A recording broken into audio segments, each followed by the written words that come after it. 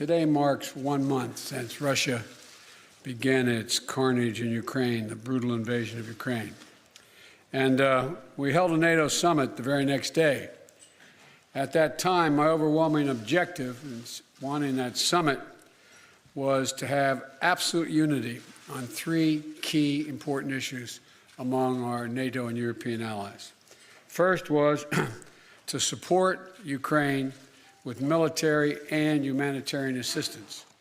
Second was to impose the most significant sanctions, economic sanction regime ever, in order to cripple Putin's economy and punish him for his actions. Third was to fortify the eastern flank of our NATO allies, who were obviously very, very concerned and somewhat worried what would happen. We accomplished all 3 of these, and today we're determined to sustain those efforts and to build on them.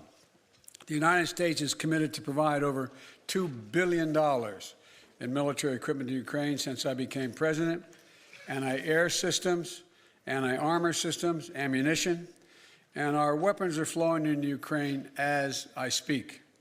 And today I'm announcing the United States is prepared to commit more than $1 billion in humanitarian assistance to help get relief to millions of Ukrainians affected by the war in Ukraine. Many Ukrainian refugees will wish to stay in Europe, closer to their homes. But we also will welcome 100,000 Ukrainians to the United States with a focus on reuniting families. And we will invest $320 million to bolster democratic resilience and defend human rights in Ukraine and neighboring countries. We're also coordinating with the G7 and the European Union on food security as well as energy security. And I'll have more to say about that tomorrow. We're also announcing new sanctions of more than 400 individuals and entities in alignment with the European Union. More than 300 members of the Duma, oligarchs, and Russian defense companies that fuel the Russian war machine.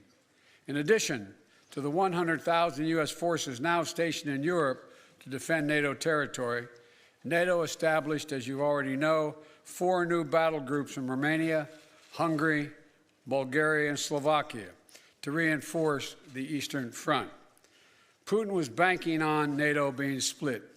My early conversation with him in December and early January was clear to me he didn't think we could sustain this cohesion.